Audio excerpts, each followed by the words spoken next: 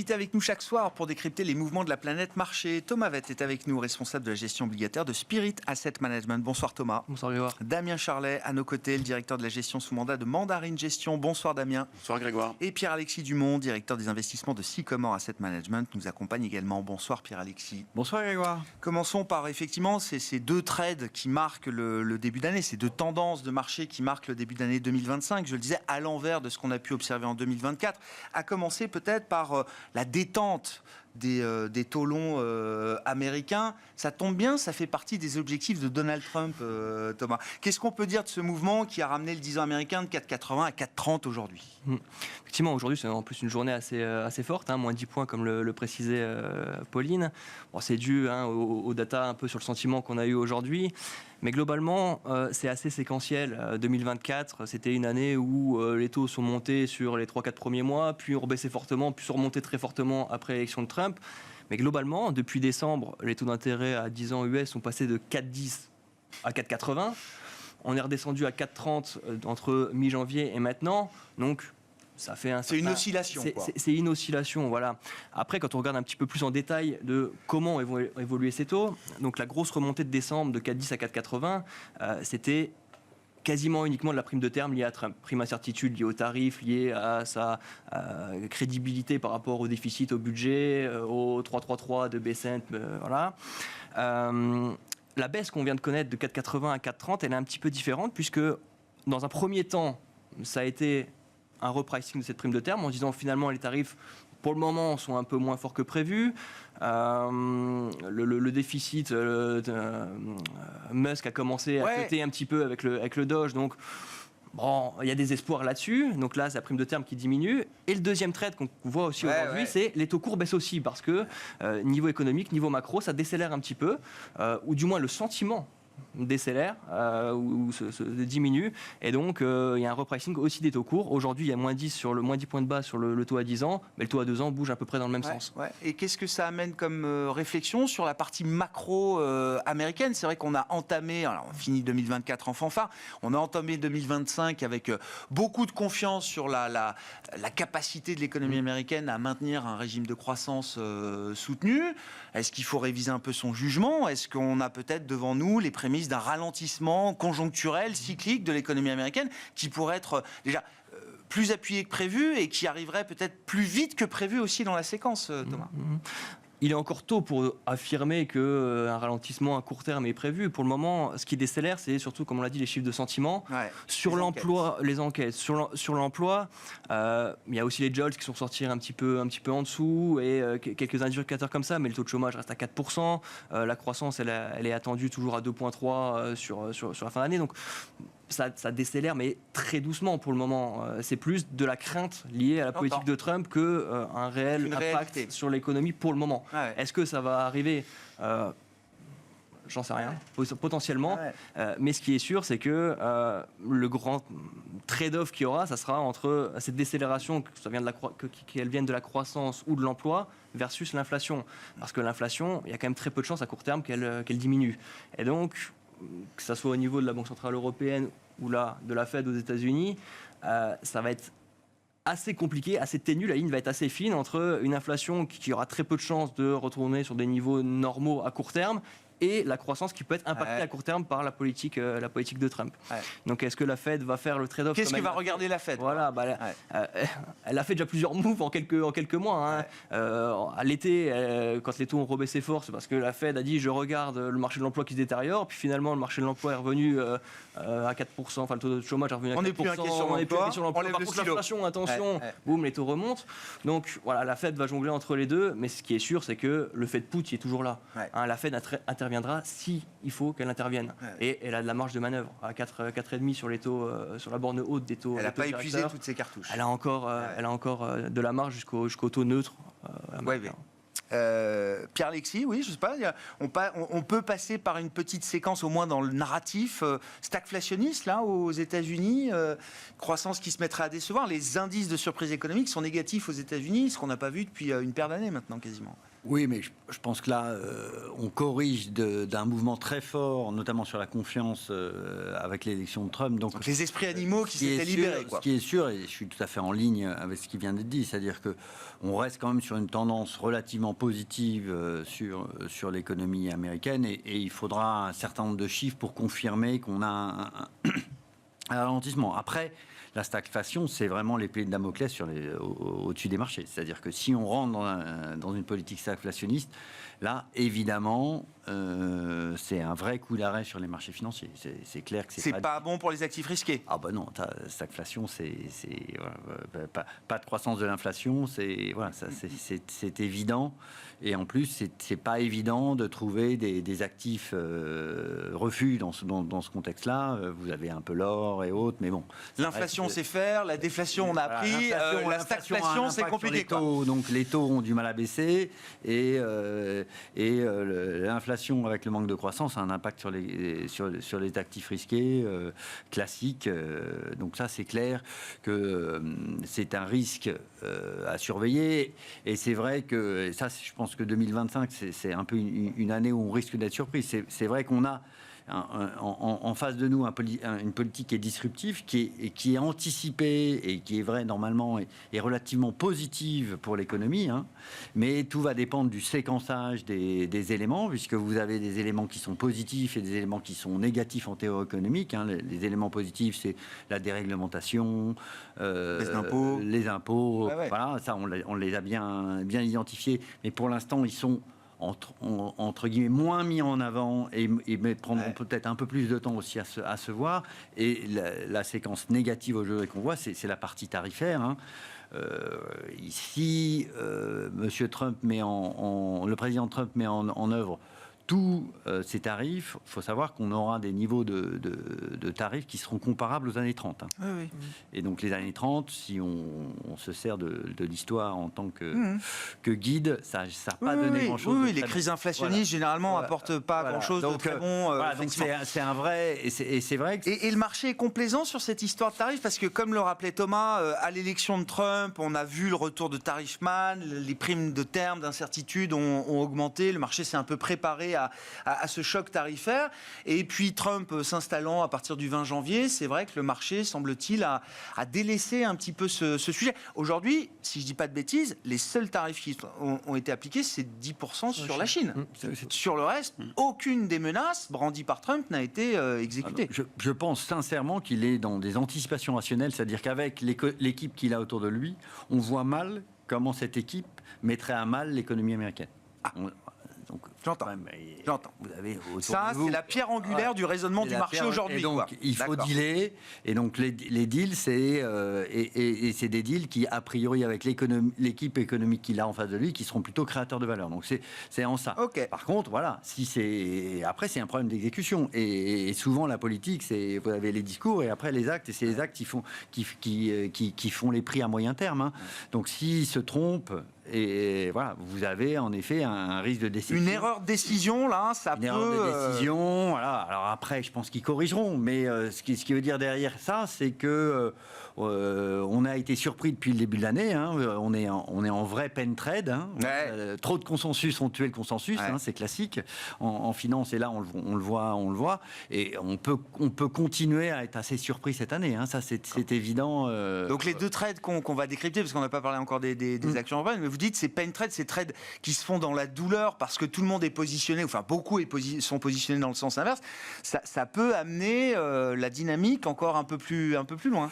Vous avez, on a mis en avant l'exceptionnalisme américain qui existe toujours, mais c'est vrai qu'il est entre guillemets un peu mis entre parenthèses. C'est-à-dire qu'on a l'effet de balancier classique d'un positionnement trop extrême des investisseurs qui fait qu'on pouvait s'attendre à du mieux sur l'Europe, mais qui continue avec derrière ça, je pense, des éléments plus objectifs, hein, qui sont déjà les publications où on découvre encore une fois que les entreprises américaines ne sont pas les pays européens, donc ils bénéficient de leur diversification à l'international, et donc on a des vraies publications qui en relatif par rapport aux entreprises américaines sont plutôt convaincants. Donc ça c'est le premier point. Vous avez les actions de Trump qui sont assez positives, hein, c'est-à-dire qui serrent l'aiguillon à l'Europe sur un certain nombre de problématiques structurelles identifiées Et on sait bien que l'Europe, avec son mode de gouvernance, ne peut bouger que sous la pression. Ouais, l'extrême pression. C'est bien dit, c'est très bien dit. Voilà. Non, mais c'est vrai. Sinon, on allait vers une lente stagnation qu'on connaît depuis un certain temps. Voilà, ça c'est le deuxième point. Et le troisième point aussi, c'est la capacité de réaction et là, la Chine, je pense que l'affaire DeepSeek, si vous regardez bien le 28 janvier, ça a tout changé. Voilà. Et là, on découvre quoi? On découvre que les Chinois savent très bien faire pour beaucoup moins cher. Et ça, ils l'ont prouvé 10 fois, ils vont vous le prouver une 11e fois. Voilà. Il y a un investisseur qui disait au moment de DeepSeek, les États-Unis sont les plus forts quand il s'agit de passer de 0 à 1 en termes d'innovation. Mais derrière, quand il faut passer de 1 à 100, il n'y a pas mieux que la Chine. Quoi. Exactement. Donc, sur les effets d'échelle, la capacité à faire très bien, moins cher, voilà, ils savent très bien faire. Damien, sur ces deux trades, là, obligation US, action européenne, est-ce que ça fait une bonne stratégie pour 2025 là? Oui, ça fait une bonne stratégie. Alors après, je voulais juste revenir sur un point, c'est que la stagflation, nous, ça nous paraît un scénario assez difficile à assumer parce que, on le voit bien de toute façon d'une manière générale, quand la croissance ralentit, c'est difficile d'avoir de l'inflation. Après, si on parle en plus des droits de douane et qu'on est assez objectif et qu'on regarde ce que fait Donald Trump et qu'on considère qu'il ne peut pas se permettre qu'il y ait d'inflation, ça paraît difficile qu'il fasse n'importe quoi sur les droits de douane. Alors, on rappellera qu'il y a quelques semaines, il a quand même dit, et j'ai trouvé ça relativement rassurant, c'est qu'il a dit, si je mets des droits de douane, ça sera douloureux pour l'économie américaine. Oui, donc, il y aura peut-être un peu de douleur. Voilà, et donc, à court terme, c'était quand même la première fois qu'il avouait que les droits de douane, ça avait des avantages, mais que ça avait aussi des inconvénients. Sachant que les droits de douane, on sait très bien qu'in fine, qu'est-ce qu'ils payent. Mais ça vaudra le coup. Il dit, ça vaudra le coup. Ça vaudra peut-être le coup. Le problème, c'est que droit de douane signifie potentiellement inflation. Alors après, calculer combien ça génère d'inflation, c'est difficile à dire, mais potentiellement inflation. On sait que Biden a facilement mesuré les pertes d'emploi que ça avait pu générer lors de la première guerre commerciale 2018-2019. Enfin, ça, sur les pertes d'emploi, on a des études qui l'ont montré quand même. Oui, mais ça n'avait pas généré tant d'inflation. Non, c'est ça, justement. Sur l'inflation, c'est à débattre. Quoi. Mais il voudra sans doute éviter l'inflation, parce que c'est sa base électorale. Donc il va rester quand même assez constructif. Donc dans ce contexte-là, stagflation, pourquoi? Sachant que les États-Unis continuent d'avoir des gains de productivité qui sont très importants. Donc nous, je pencherais plutôt naturellement pour une poursuite de la baisse de l'inflation, surtout si le marché immobilier continue de montrer quelques signes de ralentissement. Et qu'on sait que l'immobilier représente une grosse part encore aujourd'hui dans l'inflation et qu'avec un immobilier qui fournit aujourd'hui qui a 4 à 5% d'inflation, c'est une grosse part des déséquilibres aujourd'hui. Donc si l'immobilier rentre un peu dans le rang, l'inflation, elle va baisser. Et ça veut dire que les taux longs américains peuvent continuer de baisser? Encore une fois, c'est l'objectif de Trump. Hein. Alors, il nous parle moins du Dow Jones, là. Il nous parle plus des taux longs dans son second mandat. En tout cas, c'est l'objectif affiché par Scott Bessent et Donald Trump. D'une manière générale, je pense que les taux d'intérêt, que ce soit aux États-Unis ou en Europe, peuvent continuer à baisser. Ouais. Et après...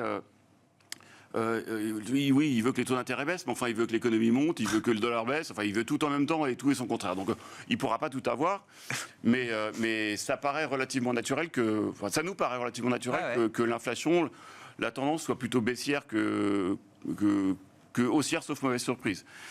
Et sur les actions européennes, alors? L'autre grand mouvement, l'autre mouvement qu'on observe là depuis... Et les actions européennes... Depuis quelques mois. On est très content que ça rattrape et ça nous paraît pas injustifié parce que, comme le disait Pierre-Alexis, il y avait quand même un consensus et une exagération extrême à la fin de l'année dernière avec un suroptimisme sur les États-Unis qui était gigantesque et des investisseurs, qu'ils soient américains ou européens, qui avaient déserté le marché européen et du coup des écarts de valo. Alors les valos, à chaque fois on en parle, c'est un sujet plus ou moins polémique, mais j'allais dire, en étant sur les marchés depuis pas mal d'années, il y a toujours un moment où historiquement, il y a quand même un rééquilibrage qui s'opère. Alors ça peut prendre plus ou moins de temps. Là, depuis quelques années, ça prend pas mal de temps, c'est vrai, parce que tout s'est concentré sur quelques valeurs. Mais il y a quand même souvent un retour de balancier. Et je pense qu'aujourd'hui, on est en train de le faire, ce retour de balancier, avec des valeurs... Quand vous regardez l'écart de valorisation entre l'Europe et les États-Unis, c'est quoi? Les États-Unis vous paraissent trop chers ou l'Europe vous paraît pas assez chère? Alors, le rebond de ces 2 derniers mois sur l'Europe, il s'est fait par du multiple. Il ne s'est pas fait par de la croissance de bénéfices. Donc les multiples européens sont repassés à des niveaux qui sont supérieurs à la moyenne historique. Est-ce que c'est cher par rapport à l'historique? Oui, on peut dire que c'est cher. Enfin, c'est pas cher. Quoi, mais non, c'est pas cher. C'est pas cher. Mais par rapport aux États-Unis, la décote reste largement supérieure à ce que ça a été historiquement. Donc, d'une manière ou d'une autre, à notre avis, le rétrécissement de la prime peut s'opérer. Ouais. Alors, est-ce que ça se fera par une baisse des marchés américains ou une hausse des marchés européens? C'est difficile à dire. Mais vu l'absence de flux ces dernières années et le début d'inflexion de ce mouvement avec des flux qui commencent à arriver en Europe, là aussi, on l'a mentionné, il peut y avoir de l'exagération. Et donc, à notre avis, le marché européen peut continuer à monter, sachant que l'indice de surprise devient négatif sur les États-Unis, mais l'indice de surprise, il devient positif sur la zone euro. Et puis, c'est quand les prix ont monté de 10% qu'on commence à voir effectivement des discours qui changent. Rien tel que les prix pour faire varier les sentiments et les discours. C'est toujours pareil. Et après, on 15 pourra... ans que je suis. Hein. Ouais. Et après, on pourra peut-être dans un deuxième temps évoquer les secteurs qui montent. Bien sûr. Là, c'est quand même assez intéressant et ça peut être un peu perturbant parce que ça va dans tous les sens. Enfin, ça va dans tous les sens. Il y a des secteurs en retard et puis il y a des secteurs... Alors, les banques... Plus ça 20. fait quelques années. Mais... Plus 20 encore, là. Oui, mais c'est la première fois depuis 2 ou 3 ans que le PE commence à monter sur les banques. Parce que jusqu'à présent... Il y a un re-rating du secteur bancaire. Là, il y a eu un re-rating de 1 point. Ouais. Mais c'est rien du tout. Hein. Non. C'est-à-dire que les 2-3 dernières années, ça a monté avec de la croissance de bénéfices. Bien donc, ce n'était pas problématique. Ouais. Mais à côté des banques, on trouve quoi? Télécom. Basic Resources. Télécom, ça n'arrive jamais, je veux dire. La chimie prend 10% depuis le début de l'année. L'automobile. Qui est un des principaux secteurs aussi, enfin une principale hausse depuis le début de l'année. Et donc ça met le doute? Non, ça met pas le doute, mais c'est juste amusant, je ne sais pas si c'est le terme, mais en observant un peu ce qui monte, alors on trouve des secteurs qui sont pas chers, hein, qui sont pas forcément ceux qui ont la plus forte croissance, et des secteurs qui sont très en retard. Ouais. Et puis certains qui sont défensifs, les télécoms, on peut pas dire qu'on attend une accélération de croissance, mais on commence à, il y a un peu de revalorisation, et puis pour le cas Orange par exemple. Il peut se passer des choses sur le marché français, donc il y a des cas particuliers, mais globalement il y a... on repart dans le truc de la consolidation. On voit pas beaucoup, mais on repart un peu parce qu'on voit que... Patrick Drahi vient de dealer avec ses créanciers. Là. SFR redevient une entreprise normale, nous dit-il. Exactement. Prête à être vendue, quoi. Parlez-en aux banquiers, c'est ça. Prête à être vendue. Mais vous avez la même chose sur l'Italie aussi, où il parle de passer de 4 à 3 aussi. Oui. Mais autour de Télécom italien, c'est compliqué, mais oui. Voilà, donc c'est clair. Donc après, on n'a même pas parlé, mais il y a l'Ukraine. Alors l'Ukraine, c'est bien si, joué. on va en parler. Il y a quand même des catalyseurs sur la zone euro aussi. On va en parler. Justement, je voulais bien qu'on fasse un point. Alors, avant de parler de l'Ukraine, quand même, les élections allemandes, c'est encore le sujet chaud de ce début de semaine. Thomas, depuis le point de vue obligataire, qu'est-ce que ça peut impliquer pour vous ? Est-ce qu'il y a eu des réactions particulières sur l'obligataire allemand qui nous donnent, je ne sais pas, un signal, un sens de quelque chose par rapport aux résultats de ces élections fédérales ? Pas du tout. D'accord. Pas du tout. Ouais. Le 10 ans allemand n'a pas bougé depuis 2 jours. Hein. Ouais. Flat aujourd'hui, hier, quasi pareil. Si on prend le spread à l'inverse, du coup, parce qu'on regarde toujours le spread des pays périphériques et de la France versus l'Allemagne, si on regarde un peu l'inverse, ça s'est un petit peu rétréci du coup, puisqu'il y a un petit peu plus d'attrait sur je ne sais même pas si on peut appeler encore la périphérie, l'Espagne, comme ça. Voilà, mais sur les pays du Sud, plus la France. Après, est-ce que ça va changer ? C'est au niveau du frein à l'endettement. On verra ce que ça donne. Mais le marché n'a pas pris le pari qu'un déluge de Bund allait inonder le marché, quoi. Non. Là où on voit, c'est un peu technique, mais le seul élément qui price un peu ça, c'est le swap spread. Je sais pas si c'est quelque chose que vous regardez souvent. C'est négatif, oui. Voilà, négatif à -7, plus bas depuis toujours, record niveau de bas. Voilà, ça indique qu'il y a une petite défiance vis-à-vis d'un éventuel réémission des émissions un peu plus fortes sur l'Allemagne. Mais à part ça, pour le moment sur les spreads c'est assez contenu, même sur les taux c'est assez contenu. Donc pour le moment le marché est assez calme à ce niveau-là. On verra après. Il y aura de toute façon toute cette question de financement. Là, on peut aller un peu plus loin en parlant du financement de la défense. Bien sûr. Voilà, où l'Union européenne doit monter à 3% de ses budgets là-dessus. On est plus autour de 2 aujourd'hui. Ça fait quand même des sacrées sommes à emprunter sur les marchés. Pour des pays comme l'Espagne, l'Allemagne, etc. Ça va être des émissions. Enfin, non, si ça traduit par des émissions, ça peut être des émissions supplémentaires importantes. Ouais. Bon, pour le moment, à court terme, les flux, par contre, sur toutes les nouvelles émissions, que ce soit Govies, enfin gouvernementales ou crédit, c'est très souscrit. Il y a un flux qui est assez fort. Sur la dette française, on l'a vu, là, c'était sursouscrit une vingtaine de fois, c'était assez massif. On verra si ça continue et on verra ce que va faire l'Union européenne sur un potentiel financement européen, comme elle l'avait fait pendant la pandémie. À voir. Moi, l'Allemagne était assez réticent à ça aussi, hein. Mais bon, sur certains secteurs comme la défense, pourquoi pas passer par un emprunt Union européenne, avec toutes les questions aussi que ça pose et tous les débats que ça a soulevés au sein de l'Union européenne et des marchés aussi. Hein. Parce qu'il faut savoir une chose, c'est que ces bonds émis par l'Union européenne ne rentrent pas dans les indices gouvernementaux. D'accord. Donc, il y a deux aspects à ça. Il y a l'aspect benchmark, donc pour toutes les gestions qui sont benchmarkées, pour tous les ETF, ils n'en achètent pas forcément puisque ça ne rentre pas dans les benchmarks. Et les investisseurs aussi. Donc il y a cet aspect un peu flux qui est un peu négatif tant que les providers d'indices, les MSCI ne modifient pas la composition. Ils les considèrent comme des supranationaux et pas comme des nationaux. Donc ils les mettent dans un autre indice. Donc ça rentre pas dans les gros indices globaux et donc niveau flux ça peut être aussi un peu compliqué à certains moments pour. C'est très intéressant ce point. Effectivement, et on verra comment si les eurobonds arrivent vraiment un jour sur le marché. Effectivement, comment est-ce qu'ils sont. Il faudra sûrement changer.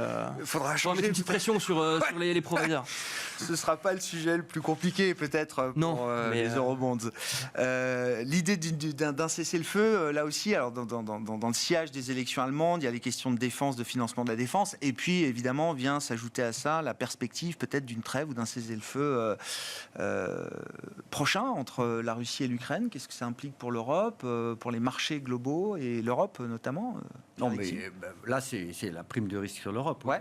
Vous avez et c'est déjà dans les 10% de hausse, là Oui, en partie. C'est ça qui a permis de prolonger le mouvement, à mon avis. Voilà, c'est clair qu'il y a une prime de risque. Une prime de risque géopolitique.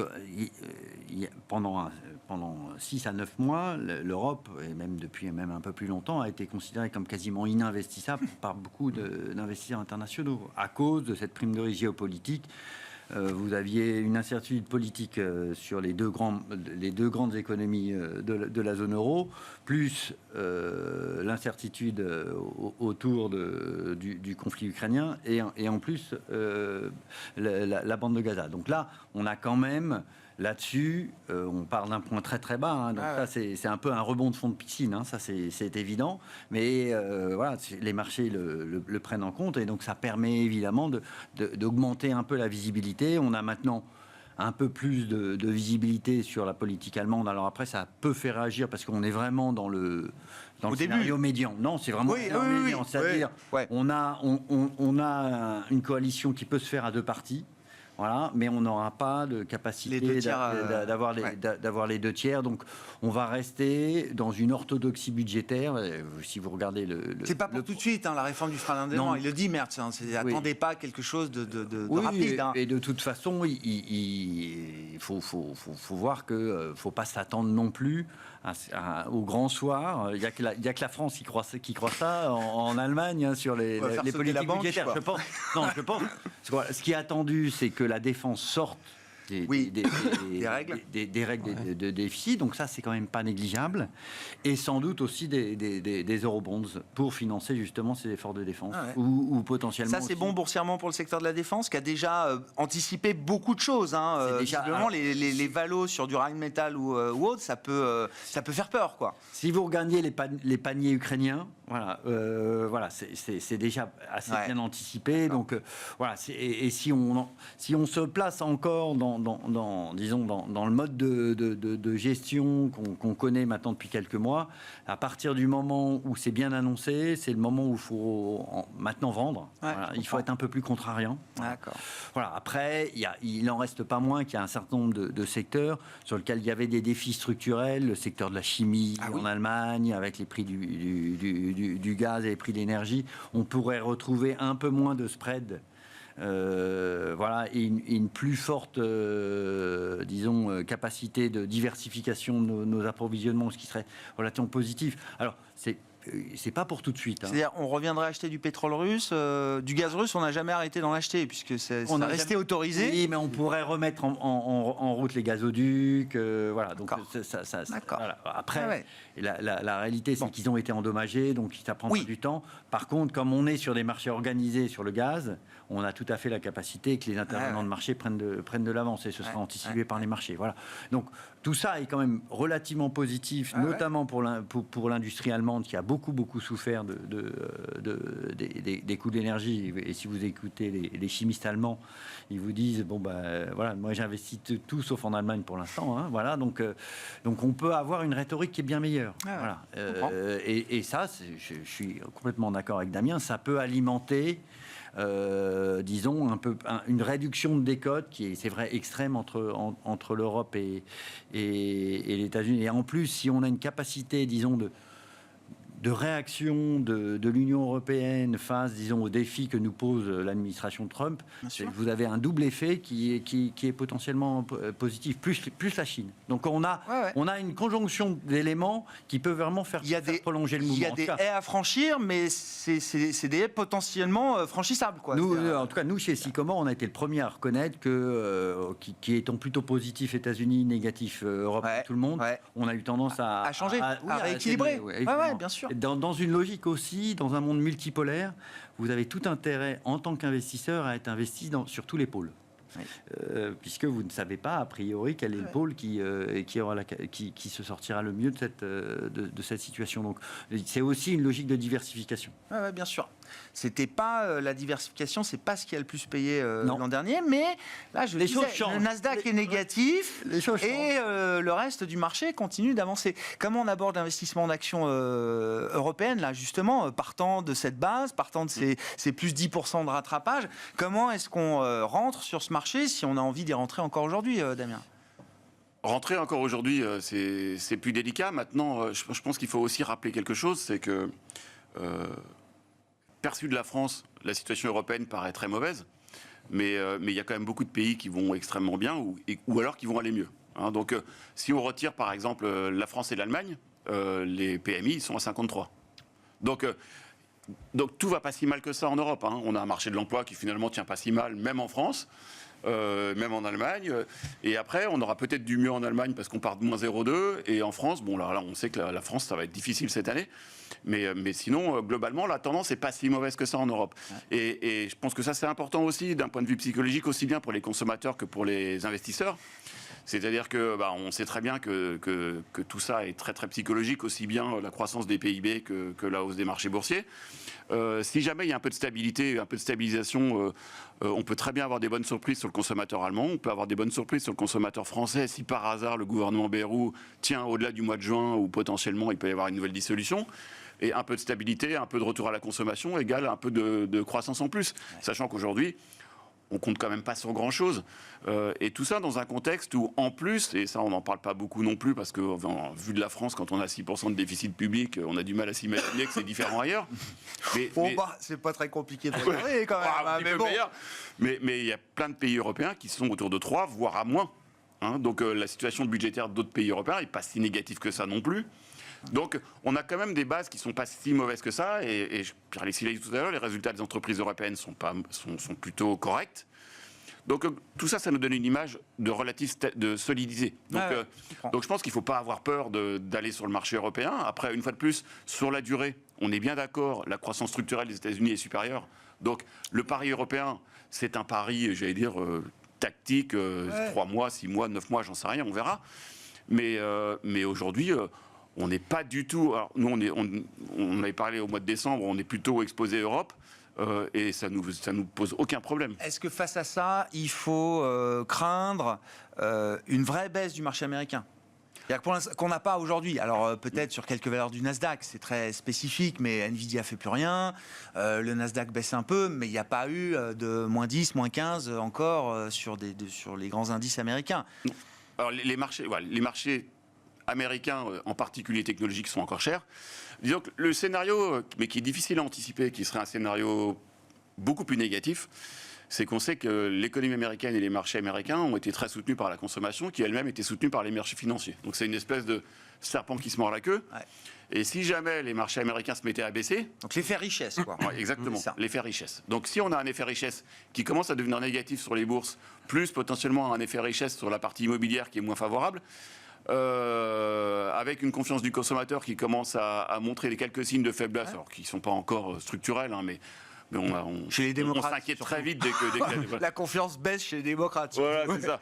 Bon, si la confiance du consommateur baisse et qu'en plus l'effet richesse devient un peu négatif, on peut se retrouver dans le cycle inverse avec une consommation qui se réduit et du coup des marchés financiers qui vont. Bon, on n'en est pas du tout là, mais ça tient quand même à pas grand-chose. Donc Nvidia, faut que ça assure demain soir, quoi. Ça doit être la valeur la plus détenue par les particuliers américains aujourd'hui, Nvidia. Ça serait mieux, mais on a bien vu qu'il y avait quand même un début de rotation sur les marchés américains depuis quelques semaines depuis quelques semaines. Ouais. Donc Nvidia, il n'y a pas de raison qu'il publie des catastrophes. Maintenant, effectivement, s'il publie un truc un peu décevant, ça corrigera, mais je suis pas sûr que... Je pense que la sensibilité est un petit peu moins élevée maintenant. Le marché est moins sensible à Nvidia. Ouais, c'est possible. C'est un peu le sentiment, mais je dis ça. Nvidia fait plus rien. Ça n'empêche pas le marché, enfin certains indices de continuer de monter. Sur la partie taux en Europe, comment vous regardez la situation, Thomas? On décrivait tout à l'heure la détente des taux longs américains sur la séquence des dernières semaines, qu'on n'a pas observé dans la même ampleur, en tout cas en Europe. Il y a une résistance à la baisse des taux longs en Europe qui s'explique comment? Par une avance aussi dans le cycle, la Banque Centrale Européenne. En fait, on parle des taux longs depuis tout à l'heure, mais il faut quand même regarder comment évoluent les taux courts aussi. Comme j'ai dit au départ, il y a eu une toute première partie de séquence où le 10 ans US a baissé, on va dire, un peu tout seul, mais depuis 15 jours, il baisse depuis une semaine, il baisse avec les taux courts. Donc, c'est différent en zone euro. Les taux longs ne bougent plus, les taux courts continuent à baisser un peu. On a une quantification des courbes qui se refait par la baisse des taux courts et taux longs qui sont plus ou moins flats. Par exemple, sur le Bund, on a 40 points de base maintenant à 0,40% entre le 10 ans et le 2 ans. Ce qu'on était aux US avant le mouvement, on n'est plus qu'à 20 points de base. Donc ça continue, le mouvement de steepening, donc de quantification des courbes en Europe. Je pense que ça va s'accentuer parce que globalement, aujourd'hui, ce qui est pricé dans le marché, c'est... Par la baisse des taux courts. Voilà, par la baisse des taux courts. Ça suivra peut-être un peu avec les taux longs, mais ce sera surtout par la baisse des taux courts, pas par une remontée des taux. J'entends. À moins d'un gros problème d'endettement massif de l'Allemagne qui lâche les vannes. Ou voilà. Bon, j'y crois pas une seconde non plus sur quelque chose de massif. Mais sur ce qui est pricé pour le moment dans le marché, c'est un retour à 2% au mois de juin-juillet sur les taux directeurs de la Banque Centrale Européenne. Ça semble assez probable, assez plausible. Bien que certains membres de la BCE et des banques centrales nationales ont émis quelques doutes, Isabelle Schnabel, Nagel aujourd'hui, en disant qu'on était presque proche du taux d'équilibre. Bon, c'est leur rôle aussi au sein de la BCE il y a une fourchette assez large d'estimation de ce fameux taux neutre qui peut satisfaire tout le monde du coup. Donc, donc retour à 2, celui-là il est anticipé, mais pour le moment ça n'anticipe pas beaucoup plus loin. Donc pour aller plus loin, soit il y a deux façons d'aller plus loin. C'est un shoot de l'inflation à la baisse. Ça à court terme il est assez peu probable malgré tout. Parce que on ne connaît pas effectivement l'impact des tarifs complets, mais ça reste quand même à moyen terme ou à court terme inflationniste où ça tient les prix. Après, effectivement, la guerre, vous en avez parlé, la guerre Russie-Ukraine sur les prix de l'énergie, ça pourrait faire aussi un peu rebaisser. Donc ça peut être un élément qui ferait rebaisser un petit peu l'inflation en zone euro. Mis à part l'inflation, même si le mandat de la BCE c'est uniquement l'inflation, elle ne sera pas insensible à une réduction de la croissance ou un impact sur la croissance lié aux tarifs ou à la politique de Trump. On verra ça en avril quand le rapport va arriver aux États-Unis et que Trump va se réveiller sur l'Europe. Donc en fonction des tarifs et de comment va réagir l'Europe, est-ce que l'Europe va réagir on négocie comme les autres, ou est-ce que va réagir en escalade et pour la BCE, c'est pas la même histoire. Non, c'est pas la même histoire du tout. Un risque d'escalade, ça aurait un impact croissance beaucoup plus important, et donc potentiellement des taux qui iraient plus bas. Donc, pour le moment, le marché s'arrête à 2. Je pense honnêtement que c'est le minimum et qu'on peut aller plus loin, même cette année. Donc baisse des taux courts encore, des taux longs qui ont déjà quand même baissé, qui peuvent continuer un petit peu, mais ce sera plus une requantification des courbes en zone euro. Sur le crédit, la dette d'entreprise, est-ce que ça reste là aussi un univers avec lequel on est confortable? Il y a eu 2 années extraordinaires, 23-24 sur le crédit. Au point que les spreads sont maintenant, les primes de risque qu'offrent ces marchés sont complètement réduites à zéro globalement. Est-ce que c'est un problème ou pas pour la suite? Pas réduites à zéro, mais historiquement quasiment au plus bas. Ouais. Après, sur du yield américain, on est au plus bas. Ouais, c'est ça, au plus bas. C'est ça. On est, oui, pas zéro, pardon. Au plus bas historique, heureusement. Alors, il y a plusieurs choses sur le crédit. Effectivement, il y a cet aspect spread que tout le monde regarde, c'est une chose, mais ce qu'il faut regarder aussi, à mon sens, c'est... Donc, il y a encore deux aspects autres que les spreads. Il y a l'aspect flux. Les flux restent extrêmement porteurs sur les actifs crédits. On l'a vu sur le début d'année, sur le mois de janvier. Il y a eu énormément de primaires, que ce soit sur l'investment grade ou le high yield, qui a été largement souscrit sans aucun écartement de spread. Donc ça, c'est le premier point. Deuxième point, les taux de défaut ou les anticipations de taux de défaut restent assez basses, que ce soit en Europe ou aux États-Unis. Les métriques sont plutôt bons sur le crédit en général. Les mauvais élèves, on les connaît. Vous en avez parlé d'un tout à l'heure sur la partie crédit. Mais cela c'est déjà dans les cours. Oui. Et après, des choses qu'on regarde un petit peu moins, on parle souvent des spreads, mais en termes de valorisation, ce qu'il faut savoir aussi, c'est que les spreads, on regarde toujours les spreads des indices, d'un indice investment grade, d'un indice high yield. Depuis 2 ans, et la hausse des taux, les durations des indices ont fortement baissé. Un indice investment grade global est à 7,5 de duration, aujourd'hui il est à 6, ça fait 20% de moins. Un indice high yield est à 4,5, il est à 3, ça fait aussi à peu près 20% de moins. Donc les durations des indices ont baissé, donc quand vous ramenez le spread à la duration, on est un peu moins bas que l'historique. Je ne dis pas que c'est bon marché, un petit peu moins bas que l'historique. Et le dernier point, et à mon avis le plus important pour ce facteur flux, c'est le rendement absolu. On en parle tout le temps, mais je trouve un des quelques chiffres qui sont extrêmement intéressants là-dessus, c'est de se dire, durant toute cette période de taux négatifs en zone euro et bas globalement au niveau mondial, sur des investment grade, sur un indice triple B par exemple, durant toute cette période, entre 60 et 80% du rendement total est dû au spread et 40 à 20% au taux. Aujourd'hui, sur l'investment grade, c'est 20% qui est dû au spread, 80% qui est dû au taux. Donc ça a désensibilisé un peu la partie spread. Et sur le high yield, c'est encore plus frappant parce que le high yield, c'est vrai qu'on se dit il faut vraiment du spread.